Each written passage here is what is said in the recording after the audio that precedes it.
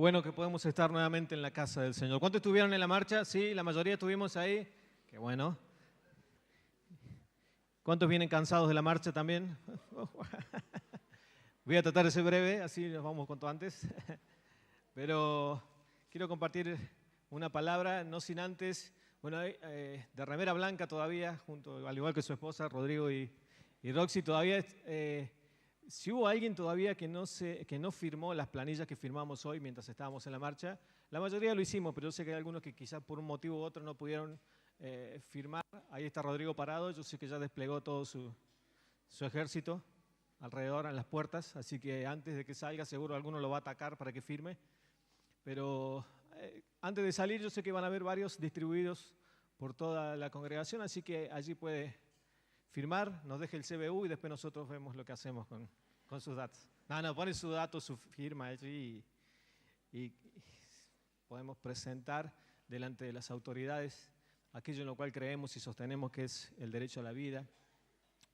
Quiero que, por favor, me acompañe abriendo su Biblia. Quiero compartir una palabra con ustedes que se encuentra en el segundo libro de Crónicas, capítulo 26. Si trajo Biblia, muy bien. O como ahora dicen, si tiene la aplicación, muy bien. Y si no trajo ni Biblia ni aplicación,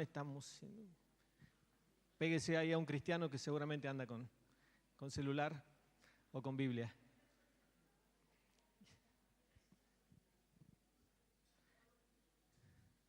Quiero leer un párrafo. Segundo libro de Crónicas, capítulo 26, desde el verso 1. Vamos a leer hasta el 4. Vamos a leer en el nombre del Padre, del Hijo y del Espíritu Santo. Dice la palabra de Dios.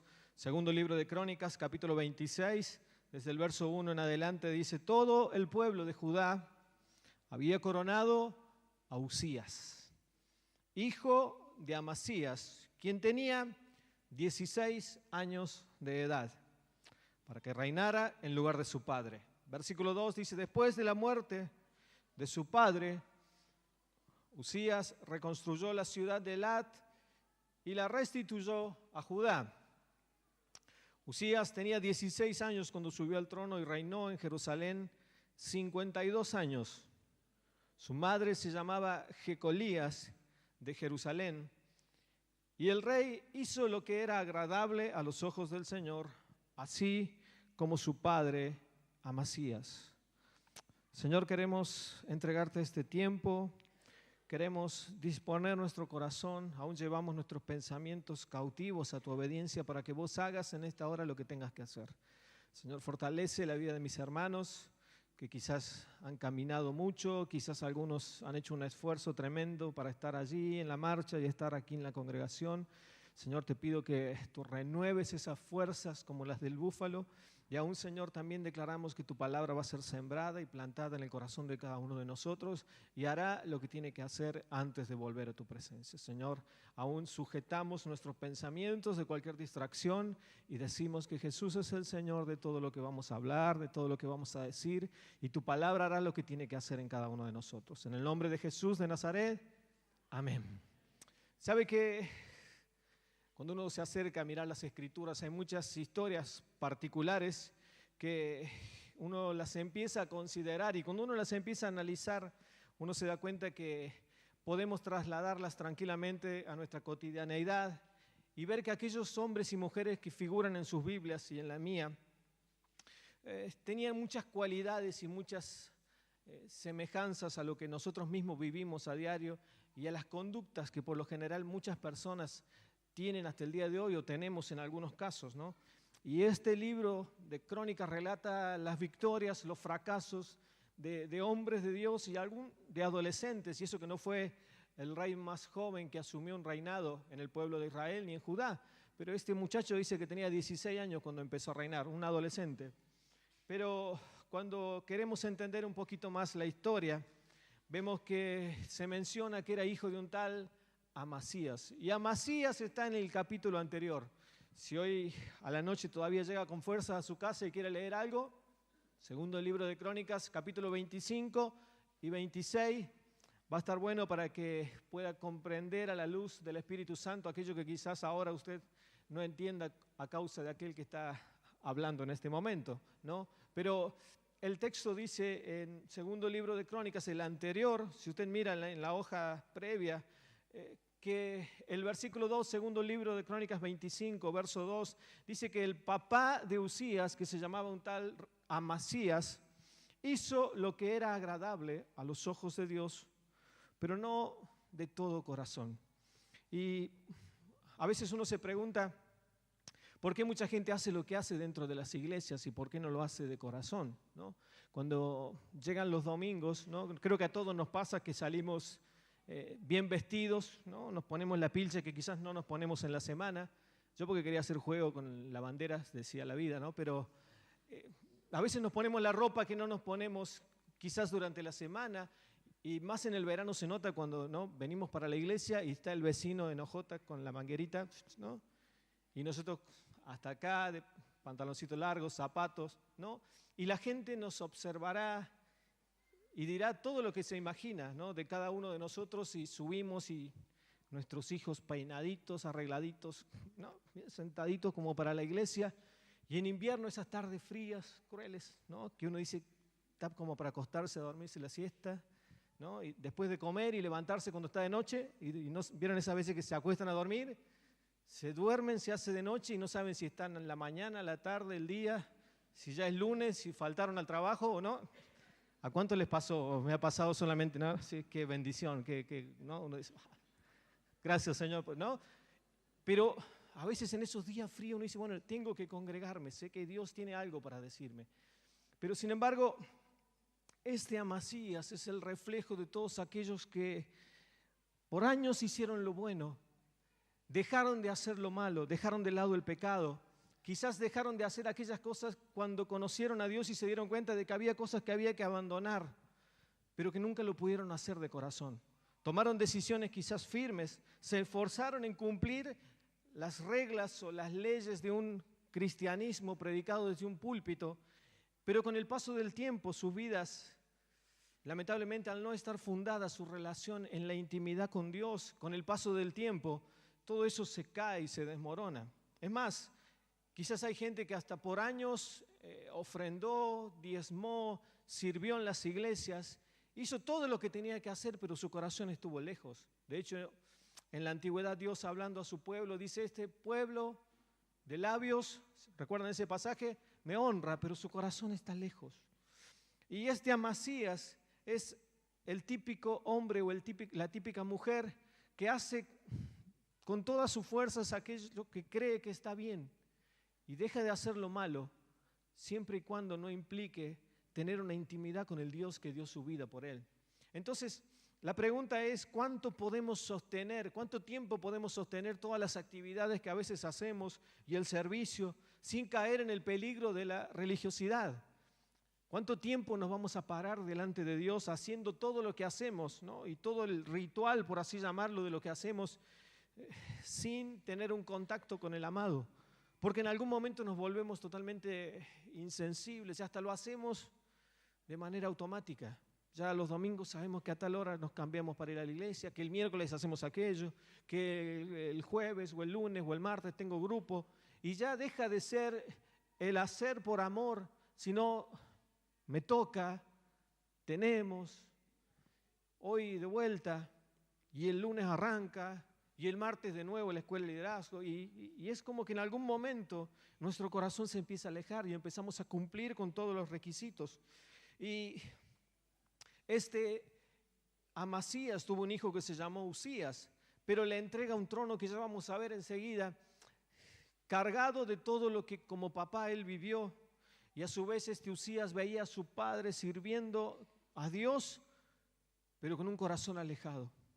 Y a veces esas decisiones que tomamos los hombres y las mujeres terminan afectando nuestro presente, condiciona nuestro futuro a causa de tener nuestro pasado afectado.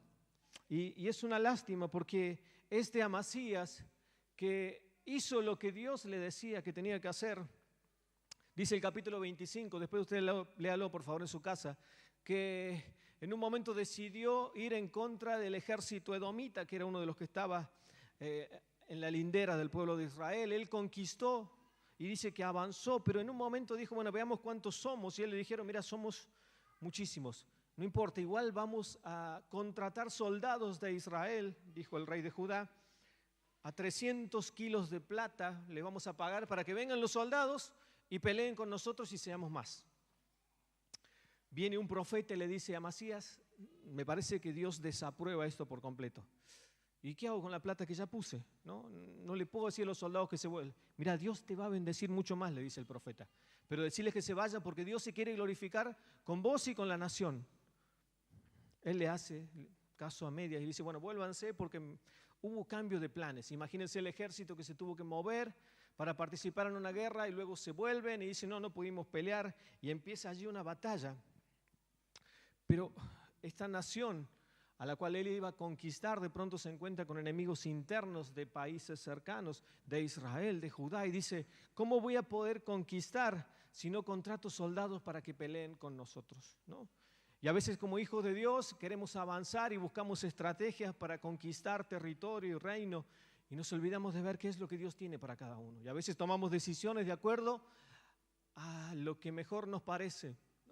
Y a veces cuando Dios interviene de manera poderosa, entramos a mirar para un lado, ¿será que Dios me dice que no? Pero voy a perder tanto si digo que no. Es la oportunidad de mi vida. Sin embargo, si no lo hago, o tengo que hacerle caso a Dios, o tengo que tomar una decisión. Y dice la Biblia que este rey Amasías, ¿no? En el verso 27, dice, después que Amasías se alejó del Señor, hubo una conspiración en su contra y el rey huyó a Laquis, pero sus enemigos mandaron asesino tras él y allí lo mataron. Sí, ese mismo ejército que él contrató y después los mandó de vuelta, dijeron, sí, vos nos mandás de vuelta, nos vas a ir, no importa que nos pagues, igual te vamos a destruir. Y fueron y lo mataron y lo asesinaron. Y pareció una obviedad, pero mi amigo, mi amiga, hermano, hermana, no hay final feliz, no hay destino feliz cuando nuestro corazón no está rendido plenamente a Dios. No hay forma de que nuestra vida llegue a la cúspide del propósito que tenemos cada uno de nosotros si Dios no es el centro de todo lo que hacemos. Y saben que me llama la atención porque antes de morir este rey va a una ciudad que se llama Laquis. Y Laquis estaba a la mitad entre Jerusalén y Egipto. Si usted lo mira en el mapa, Laquis está al medio de Jerusalén, entre Jerusalén y Egipto. Y todos aquellos que han visto o conocen algo de la historia, saben que cuando el pueblo de Israel sale de Egipto, siempre se menciona a Egipto como el mundo, el lugar donde había la escasez, la idolatría, el hambre. Y siempre se ven los lugares santos como Jerusalén, como el lugar donde habita Dios. De hecho, Dios menciona muchas veces a Jerusalén como la ciudad santa. Laquis estaba entre Jerusalén y Egipto. Laquis es el modelo de aquellos que están entre la verdad y la mentira, entre la santidad y el pecado, entre lo que Dios dice y lo que dice el enemigo. Laquis es el fiel reflejo de aquellos que juegan a dos puntas. Laquis es el lugar que eligió Amasías para ir a esconderse. Pero mi amigo, mi amiga, ese lugar es aquel a donde nunca debemos llegar como hijos de Dios. Porque es el fiel reflejo de la tibieza. Es el lugar a donde terminan aquellos que deciden coquetear con el pecado. Que hoy en día están acá, pero su corazón está lejos.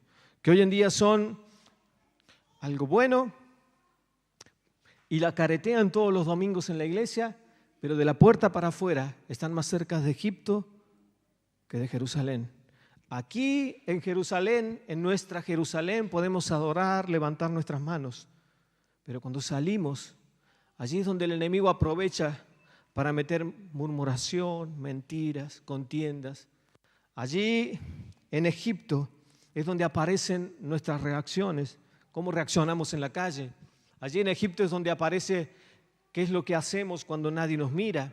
Allí en Egipto es cuando nos ven de acuerdo a cómo trabajamos, si cumplimos o no cumplimos, si nos llevamos algo o nos quedamos con algo que no es nuestro. Egipto siempre es la tentación, siempre es la otra pata, siempre es la alternativa que el diablo nos da para no poder conquistar el propósito que Dios tiene para cada uno.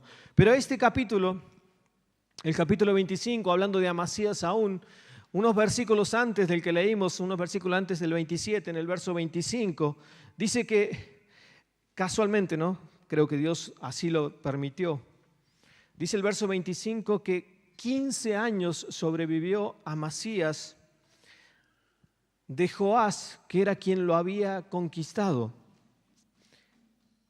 Y eso que hacía rato que había sido conquistado y derrotado, pero sobrevivió en el reino con una miseria tremenda durante 15 años. Es decir, los últimos 15 años de su gobierno, antes que fue asesinado, vivió en la miseria, vivió en la destrucción, su ejército fue abatido, sus mujeres fueron llevados cautivos, sus hijos fueron destruidos. Este rey Amasías, que no amó a Dios de todo corazón, sufrió los 15 últimos años de su gobierno hasta que lo asesinan. Y aún siendo el rey, el enemigo hizo lo que él quiso con él. Y saben que la estrategia se repite por siglos.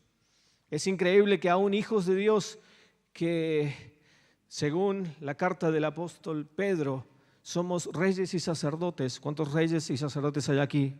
¿No? Dice la Biblia que usted y yo somos reyes y sacerdotes. Es triste ver cómo muchos reyes en este tiempo, hablando de cada uno de nosotros, viven la miseria a causa de elegir vivir en la quis. Un poquito para acá, un poquito para allá, ¿no? Cristiano cuando estoy dentro de la iglesia, no cristiano cuando estoy afuera. Como si el templo me santificara, como si el edificio me hiciese una mejor persona. Y dice la Biblia que aunque él había ya sido alguien que estaba totalmente vencido, hay una particularidad que es estos 15 años que él vive, finalmente hasta que muere en la miseria. Y no sé si notaron, pero leímos en un principio que el verso 16 dice que su hijo tenía ¿cuántos años cuando asumió? Los que están despiertos se dieron cuenta que el hijo tenía 16 años y su padre ya había sido vencido más de 15 años antes. Ahora es notable porque todo el pueblo levanta a Uzías como rey. Y aunque tenía 16 años, aparentemente había algunas características en ese adolescente que lo hacían diferente a los demás. Y saben que Amasías tenía 25 años cuando asume, dice el capítulo anterior, y Amasías reinó 29 años, así que vivió 54. Es muy probable que Uzías ni siquiera haya sido el primogénito de Amasías. Es muy probable que haya sido uno de los últimos hijos y el que nació en el momento más complicado del reinado de su padre. Porque nació en la derrota, porque nació en el sufrimiento, porque nació en la etapa más triste de cualquier rey. Y digo, es lo más probable porque si decimos que tenía 16 años, el padre reinó 29 años, es decir, en la última etapa de su vida, con más de 40, casi 40 años, nació este Uzías. Y todos sabemos que, o hemos visto algunas historias en las que los reyes por lo general eran muy prolíferos, tenían muchos hijos con muchas mujeres y en ese entonces es muy probable que el rey haya tenido otros hijos antes que Uzías y es muy probable que el rey haya tenido otras mujeres aparte de Jecolías, la que menciona ahí, pero había algo en él que lo hacía diferente, había una característica en Uzías que lo llevó a ocupar el trono de Dios, el trono de la nación que Dios había escogido para sí, porque aún en la adversidad Uzías sigue siendo una respuesta. Uzías sigue siendo el hombre que Dios decidió para poner en el corazón de su nación. Y acá quiero apelar al corazón de los papás, ¿no? Si todos sabemos y recordamos el momento y el motivo por el cual le pusimos el nombre a nuestros hijos, ¿no? ¿Cuántos papás hay acá, no? En algún momento decidimos cómo se iban a llamar nuestros hijos, ¿no? ¿Se acuerdan los papás? ¿Se pusieron de acuerdo? A veces el papá quería que se llame, no sé, Pedro, la mamá no quería que se llame Pedro, y ahí empezaba el tironeo, ¿no? Bueno, está bien, la primera es mía, la segunda es tuya, ¿no? Yo le pongo el primer nombre y vos le pones el segundo. En el próximo, y después te tocaban 4 nenas y te quedabas con el Pedro ahí hasta, ¿no? Con ganas de Pedro algún día, ¿no? hasta que venga Pedro, ¿no? Pero, o al revés, ¿no? Buscabas ese nombre de nena perfecto y de pronto te caen, no sé, 4 o 5 varones y tu nombre de nena quedó ahí guardadito. Por eso los especiales, los que tenemos un toque de Dios, hacemos uno y una, sí, no andamos con vuelta nosotros, como para que nadie se quede con las ganas. Pero todos tenemos un vago recuerdo de por qué nos llamamos como nos llamamos. Y acá quiero apelar a aquellos más grandes, ¿no? Porque antes el nombre no era, a ver, entro, nombre de bebé.com, nombre de nena.com, ¿no? Y ponemos Yajaya, que significa la que cayó del cielo en un rayo y se va en un cohete. Y es, wow, ese nombre quiero yo, ¿no? Y es como que decimos, ese nombre es el que yo quiero para mi hija, ¿no? Y después no es ni rayo ni cohete, vive dormida, pero le queremos poner onda al nombre, ¿no? Y después Tito cuando las presentas, ay, ¿cómo se llamaba? ¿No está Tito? ¿Sí? Te quiero, Tito. Pero le cuento, bueno, algún día seguro que mi mamá lo va a ver, ¿no? Mi segundo nombre es Andrés y no tiene que ver con la Biblia. Esto usted no lo digan a nadie. Cuenta la leyenda que mi mamá veía una novela. Bueno, todavía no conocía mucho a Cristo. Y dicen que existía un actor que se llamaba Arnaldo. Así que, heme aquí. Pero ustedes también deben tener sus historias por qué se llaman como se llaman, ¿no? No es que se pusieron de acuerdo y dijeron, ay, los recibimos en una revelación los dos en un sueño. ¿No? Querían algunas cosas y algunos hasta con las ganas se quedaron. Pero en la cultura hebrea, en la cultura judía, los nombres no eran, a ver, ¿cómo le decimos? ¿Cómo le ponemos? ¿Qué tiene este de diferente? Sino que la cultura hebrea tenía más que ver con acontecimientos puntuales, ¿no? Con algo que sucedía. Y saben que estudiando un poquito veía de que a veces ni siquiera se ponían los nombres cuando nacían. No es como ahora que hacen un baby shower, ¿no es cierto? 8 meses antes de que nazcan y ya saben, y le ponen el cartelito y esto, te esperamos y todo, ¿no? En tiempos bíblicos a veces nacían y pasaba el tiempo y no había una característica que lo hacía diferente y no le ponían el nombre hasta que había una característica específica en él. A veces tenía que ver con algo que Dios hacía con sus padres, pero a veces tenía que ver algo puntual de los hijos. Recordarán el nombre de Isaac, que significa sonrisa o gozo del cielo, gozo de Dios, que tenía que ver con un momento, una situación de 2 viejitos que tienen un hijo y producto de ese milagro de parte de Dios le ponen Isaac. ¿Recuerdan a Moisés? Sí. Moisés, en hebreo no sé si ellos le pusieron Moisés.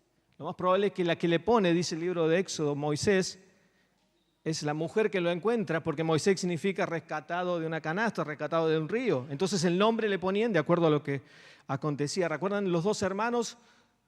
Jacob, que significa el suplantador, y Esaú, el peludo, el velludo. Es decir, los papás no veían la ecografía 4D en la antigüedad, ¿no? Es decir, no, estamos esperando al peludo, ¿no? Es decir, cuando nació, dijeron, el pelado y el peludo, ¿no? Ahí están los dos. Uno es Jacob y el otro es Esaú. Había características en ellos que lo hacían particulares. El caso de Usías no es una excepción. Cuando el rey Amasías ve que nace su hijo en medio del dolor, en medio del sufrimiento, su nombre no fue producto de que, ay, me gustó el nombre, ¿no? No dijeron, ¿sabes qué? Lo vi, lo escuché, hay una nenita en la escuela que tiene el mismo nombre y pongámosle. No. El nombre Usías significa Dios es nuestra fuerza, Dios es nuestra fortaleza. Y saben que ese nombre revela el corazón de los padres en el momento en el que ellos estaban atravesando una situación difícil. No fue ni un deseo ni las ganas, sino algo que ellos en ese momento puntualmente estaban viviendo. Y algo que declararon sobre sus vidas. En medio del dolor, en medio de la vergüenza, en medio de la persecución, Dios sigue siendo nuestra fuerza. Dios sigue siendo nuestra fortaleza. Y yo no sé cuál es la situación que estás atravesando puntualmente hoy, pero te puedo asegurar que el Dios Usías sigue siendo el Dios, nuestra fuerza, nuestra fortaleza, nuestro gozo. Y como dice el salmista, Dios es nuestro amparo, nuestra fortaleza. Dios es nuestro pronto auxilio en la tribulación. Y aunque los montes sean trasladados hacia el mar, con todo nosotros confiaremos en nuestro Dios. Y saben que la palabra de Dios dice que este hombre y esta mujer decidieron poner ese nombre creyendo en que Dios iba a levantar a alguien diferente que ocuparía el trono. Y saben que este Usías, por ahí lo conocemos más por un pasaje que está en el libro de Isaías, capítulo 6, donde dice: en el año en el que murió el rey Usías, vi yo al Señor sentado en un trono alto y sublime, y los quiciales de las puertas. ¿Se acuerdan ese texto de Isaías 6? Bueno, está hablando de este Usías específicamente. Pero dice el texto 2, después de la muerte, ya en el capítulo 26, después de la muerte de su padre Usías, reconstruyó la ciudad de Elat y la restituyó para Judá. En tiempos de estos reyes era muy común la conquista de ciudades pequeñas, grandes. Los ejércitos se movían en masas y la conducta de los hijos tiene que ver mucho con lo que aprendieron en casa, con lo que han visto, con lo que maman cada día. Y cuando Usías llega al trono con 16 años, él empieza a conquistar y a poner algunas cosas en orden. Y esta ciudad, específicamente la de Elat, era una ciudad portuaria que estaba al sur de Israel. La ciudad de Elat era una de las principales fuentes de entrada y salida que tenía toda la nación. Entonces él lo primero que hace es conquistar esa nación, esa ciudad para su reino, y vuelve a abrir un camino de entrada y de salida. Cuando Dios es nuestra fortaleza, usted y yo tenemos el control de lo que entra y de lo que sale en nuestras vidas. Cuando usted y yo ponemos a Jesucristo como el Señor de nuestras vidas, yo gobierno sobre lo que entra y lo que sale en mi vida. Elat no era una ciudad cualquiera. Desde el momento que es conquistada esa nación nuevamente, el rey Usías empezó a determinar qué es lo que iba a ingresar a su nación y qué es lo que ya no iba a ingresar. Y saben que muchas veces como hijos de Dios fallamos en ese Elat de nuestras vidas, porque cuando nuestro corazón se vuelve terco, se enfría y nos pasa como al papá de Usías, a Amasías, ya ni siquiera somos sensibles a lo que entra y tampoco somos sensibles a lo que sale. Nos da lo mismo escuchar cosas que a Dios no le dan la gloria y por consiguiente nos da lo mismo hablar lo que se nos da la gana. Cuando nuestra propia Elat no está conquistada, me da lo mismo mirar el baile del caño que mirar una película o mirar un noticiero. Me da lo mismo escuchar un chiste verde y reírme, o un chiste en doble sentido. O me da lo mismo ser un mentiroso o prestar el oído para que alguien cueree a gusto y placer. Porque ya ni siquiera controlo lo que entra a mi vida. Y me da lo mismo estar horas consumiendo cosas que no debo en las redes, porque no hay control en mi vida de lo que estoy haciendo. Pero cuando conquistamos el Elat, yo digo, miro hasta cierto punto, escucho hasta donde conviene. No permito que nadie me diga algo que yo sé que no edifica. Porque cuando el Elat es conquistada, aquellos que somos hijos de Dios sabemos que aún hay amistades que no convienen. Aún sabemos que hay canciones que no nos hacen bien. Aún sabemos que hay programas que no nos edifican. Aún sabemos que aún en las redes hay cosas que no nos hacen bien. Porque tenemos el control de lo que entra y tenemos el control de lo que sale. Y Usías lo tenía muy en claro. Él dijo, esa ciudad yo necesito conquistarla. Y dice la Biblia en el verso 3, Usías tenía 16 años cuando subió al trono y reinó en Jerusalén 52 años.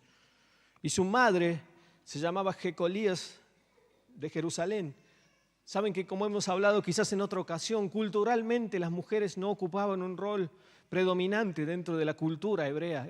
No hay muchas mujeres que se mencionan, pero no era una cuestión de machismo, sino que era una cultura aferrada y muy plantada en relación al comportamiento del hombre. Y muy pocas veces se menciona el nombre de las mujeres, y mucho menos si tuvieron un protagonismo. De hecho, ustedes miren las genealogías y, por ejemplo, la de Jesús, y menciona ahí 3 mujeres en miles de años.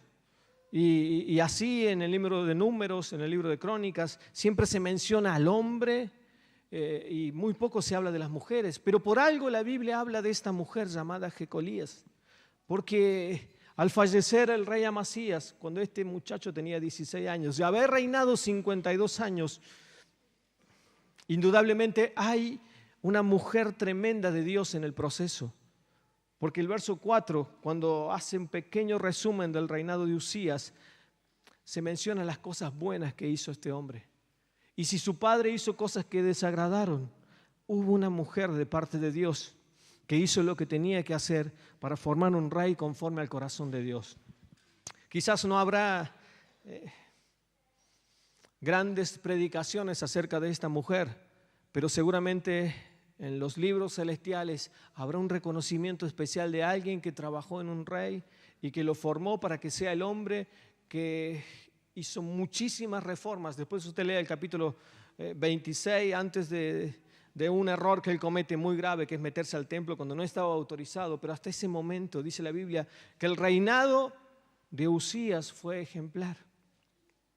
Y aunque esta mujer, tenemos muy poquitas cosas de ellas que se mencionen. Su nombre significa el poder y la perfección de Dios, el poder y la perfección del Señor.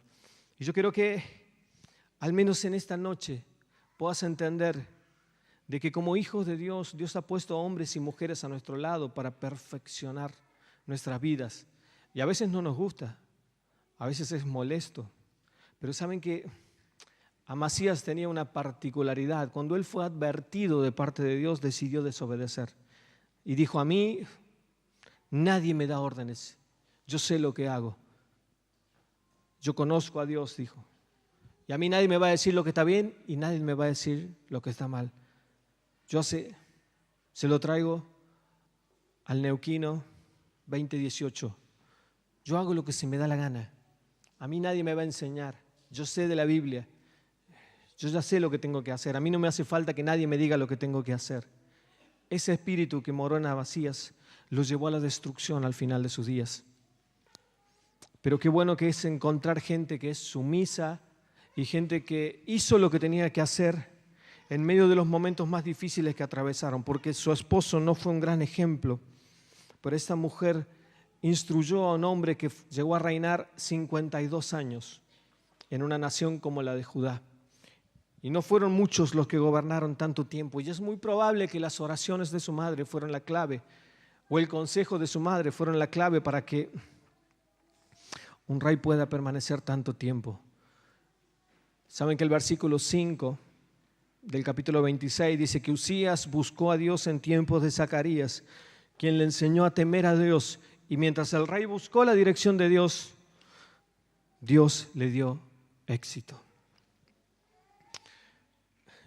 Yo quiero invitarte que ahí donde estás puedes cerrar tus ojos un segundo.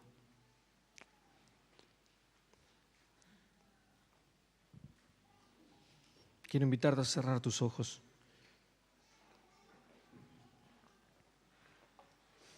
Y sin ánimos de equivocarme o de soltar algo que probablemente no tenga que ver con tu vida, me animo a decirte que la clave sigue siendo buscar la dirección de Dios en todo lo que hacemos.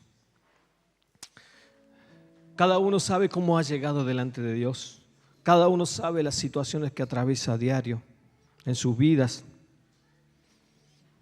Cada uno sabe de qué manera el enemigo lo ataca. Porque todos los que estamos acá en mayor o menor medida somos atacados de una u otra manera a fin de que no logremos el objetivo, a fin de que no consigamos tomar ese propósito maravilloso que Dios tiene para nuestras vidas. Y a veces nos pasa como le pasaron a estos reyes, ¿no? A veces la lucha está en el hogar, la lucha está en la familia, hogares que sufren violencia, hogares que sufren adicciones, hogares en los que los esposos ejercen violencia entre sí y con sus hijos. A veces vemos jóvenes, jovencitos, que les cuesta tomar decisiones sabias a causa de que su corazón sigue estando lejos. Se amoldan a una serie de reglas dentro de la iglesia, pero les cuesta permanecer fieles a Dios en medio de la adversidad. O cuando aparece la tentación son muy vulnerables y luego sufren las consecuencias. Mi hermano, mi hermana, la clave sigue siendo buscar a Dios. La clave sigue siendo buscar su deleite, su complacencia. Y aunque duela y nos saque de la zona de comodidad, Dios sigue siendo la clave. ¿Saben que Amasías significa Dios es fuerte, Dios es poderoso? Pero ¿saben qué, mis hermanos? Dios va a seguir siendo fuertes, Dios va a seguir siendo poderoso, Dios va a seguir siendo eterno.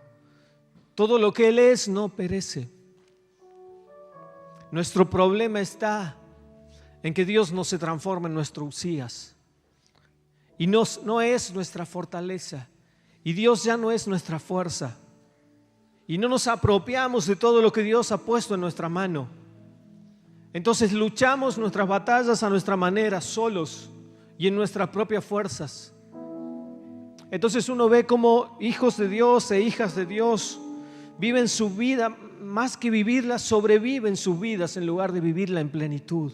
Y Cristo vino para darnos vida y vida en abundante. Y es muy triste ver a la gente que a veces llega a una congregación con las últimas fuerzas, porque la semana fue terrible, porque el fin de semana fue terrible, porque en mi casa no hay paz, porque en mi casa no hay gozo, porque hay una situación que no podemos manejar, porque hay un diagnóstico desfavorable, porque hay algo que se tiene que revertir y no puedo, porque hay un diagnóstico aún en la salud de un familiar, porque estamos a punto de divorciarnos, porque ya no aguantamos más, porque nuestros hijos cada día toman decisiones que no están cerca de lo que vos querés para ellos, porque cada vez pareciera que está más lejos la respuesta de Dios que tanto estamos esperando. Pero Dios sigue teniendo el control de nuestras vidas. Dios sigue teniendo el control de nuestras vidas. Y sabes que la estrategia sigue siendo la misma que tuvo con Amasías y que tuvo con Usías. El diablo te sigue queriendo destruir. El diablo quiere tu destrucción. El diablo quiere tu miseria. Y no estoy hablando meramente de lo económico, aunque también se aplica. Pero el diablo quiere la destrucción de tu familia. Y quizás más que nunca en este tiempo has estado luchando por lograr que tu familia permanezca de pie ante situaciones que vos no podés manejar. Pero es el tiempo de que ese Dios deje de ser un Amasías para ser un Usías. Deje de ser un Dios que es fuerza para ser mi fortaleza. Deje de ser un Dios que es poderoso para tomar el control de cada área de mi vida. Y cuando vos dejas que Dios sea el dueño y el Señor de tu vida, Él toma el control, Él se hace dueño, Él es el Señor de toda situación. Y cuando Él empieza a tomar el control, las cosas cambian. Seguramente habrá alguien que te acompañe en el proceso. Seguramente habrá alguna Jecolía que Dios va a poner al lado tuyo, sea un hombre, sea una mujer, pero alguien te va a acompañar en el proceso para que llegues a la estatura de Cristo. Pero no te quedes solo, no te quedes alejado, no empieces a tomar distancia, porque es muy factible de que mientras más te alejes vas a estar más cerca del laquis. Si no pones al Señor como el centro de tu vida, en algún momento laquis siempre es una alternativa. Jugar entre el mundo y Dios. Jugar entre aquello que Dios le desagrada con aquello que me gusta a mí. Cuando descuidamos nuestra relación con Dios, en algún momento nos empezamos a deslizar. En algún momento nos empezamos a enfriar. En algún momento la religiosidad se vuelve algo cotidiano. Y ya empiezo a ir los domingos porque me toca. porque hoy es el día, porque quedamos en que íbamos a venir. Pero mientras venimos y nos congregamos y cantamos y nuestro Jerusalén se llena de gozo, Lucky sigue siendo una alternativa. Y el diablo empieza a socavar tus finanzas, empieza a socavar tu salud, empieza a socavar tus proyectos. El diablo empieza a socavar la relación en el matrimonio y ya aparece la desconfianza y ya no sabemos si lo que Dios dijo es o no es. Rodri recién nos guiaba en una canción que dice: incomparables promesas vos nos das. Y ¿saben qué? Dios sigue dándonos esas incomparables promesas. Dios sigue soltando su mano de misericordia. Ahí con tus ojos cerrados yo quiero invitarte a que te pongas de pie. Pero mantén por favor tus ojos cerrados. Yo quiero que terminemos orando en esta noche. Pero quiero leerte un texto de alguien que conoció al rey Usías. Mantén tus ojos cerrados, por favor. Deja que el Espíritu Santo haga lo que tenga que hacer en tu vida. Y dice el libro de Isaías, capítulo 59, verso 1: la mano del Señor no se ha acortado para salvar, ni es sordo su oído para oír. Y hay 20 versículos que hablan de todas aquellas cosas que el pueblo hacía mal. Hay 20 versículos que hablan de los pecados del pueblo de Israel, sus errores, sus iniquidades, sus transgresiones, su idolatría. Pero termina diciendo en el verso 21, el último de ese capítulo 59 de Isaías: en cuanto a mí, dice el Señor, este es mi pacto con ellos. Mi espíritu está sobre ti y mis palabras he puesto en tus labios. No se apartarán más de ti, ni de tus hijos, ni de tus descendientes, desde ahora y para siempre, dice el Señor. Yo quiero invitarte a que en esta noche solamente vos y el Señor saben específicamente qué es lo que estás necesitando, qué es lo que mueve tu corazón.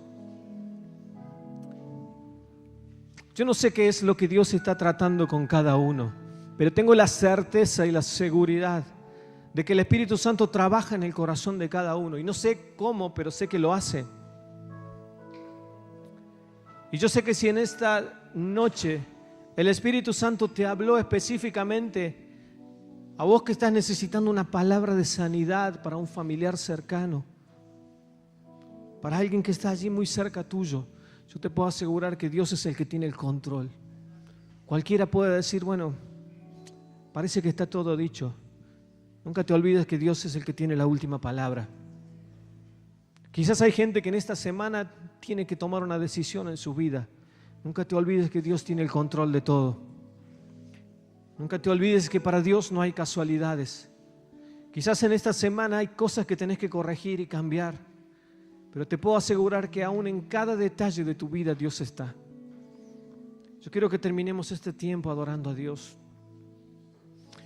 y depositando delante de Él todo aquello que no nos hace bien, todo aquello que nos ha limitado, todo aquello que nos ha alejado y aún ha puesto a Dios en segundo lugar. Porque es hora de poner a Dios en el lugar que corresponde, como Rey y Señor de cada área de nuestras vidas. Y por más imposible que sea aquello que te conmueve, aquello que te entristece de noche, aquello que no te hace bien, la mano del Señor no se ha cortado ni para vos ni para tu vida.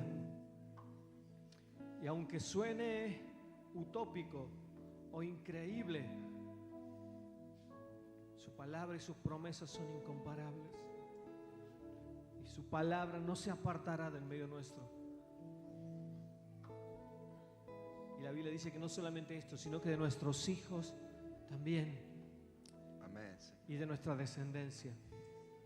La decisión que vos tomes en esta noche probablemente termina afectando lo que más amas en tu vida, que son tus hijos, son tus nietos, son las generaciones que vienen por detrás.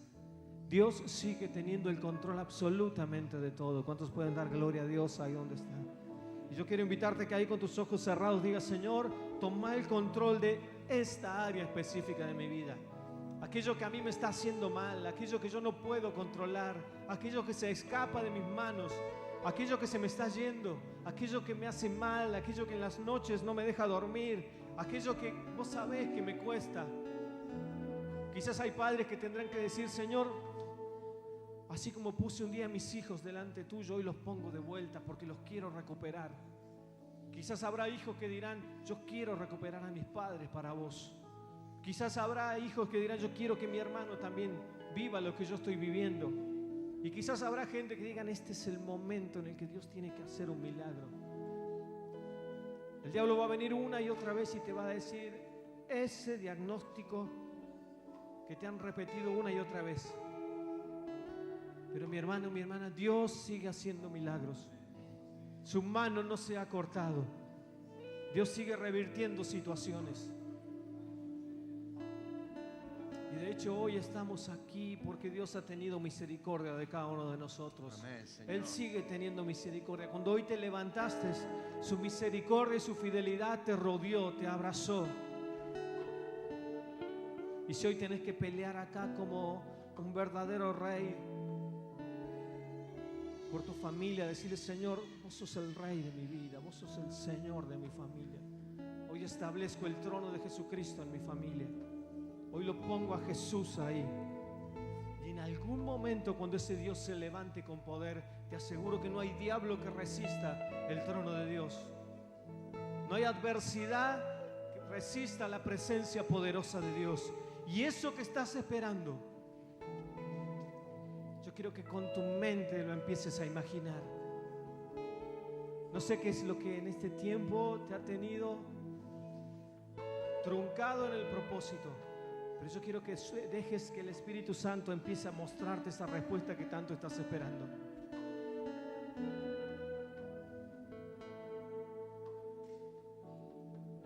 Solamente imagina la respuesta, no te imagines el cómo, porque de eso se encarga Dios. Si tenés que salir de una situación complicada, no te hagas problema, Dios es el que tiene el control.